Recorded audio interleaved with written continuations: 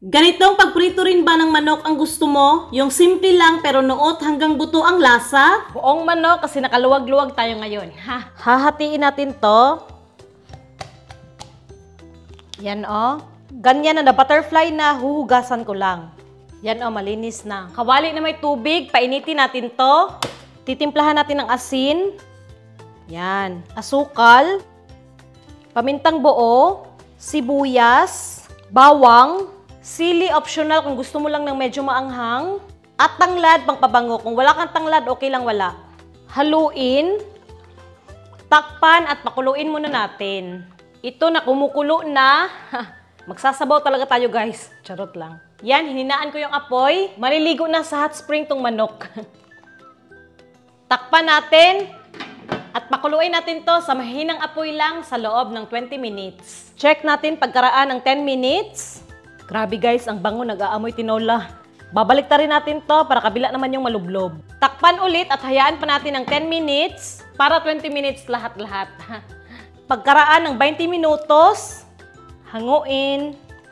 Wait lang, 1, 2, 3, go. Itong sabaw, kayo na bahala dito. Pwede nyo dagdagan ng panimpla, tapos meron na tayong unleashed sabaw, no? Lo, ang sarap na oh. Yan oh, itapat sa electric fan ng mga 30 minutes. Tatapat na rin tayo sa electric fan para double purpose. Pag ganito na yung skin on na nanuyo na, since nahati naman na to, hatiin na natin. Lagyan natin ng hiwa dito. Dito rin sa breast. Tapos yung balat, papahiran natin ng patis. Kung wala kang patis, pwede naman toyo. Tapos tabi lang muna kasi magpapainit na tayo ng kawali. Use oil para tipid. Okay, hehe. Pagpakaramdam mo naman na kasing init na ng ulo mo yung mantika. Charot. Fry na natin tong mga manok. Oh, ha.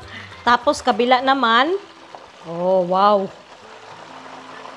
Ha. Yan oh, nag-slightly golden brown na. Tingnan nyo. Hehe. Hanguin muna natin to. Yan. Ha. Hayaan lang muna natin dito no, ng mga 15 minutes hanggang tumulo lang yung mantika. Pinainit ko ulit tong mantika sa malakas na apoy. Fry na ulit natin tong manok. Pabaliktad. Sa 1 minuto lang. Tapos, kabila.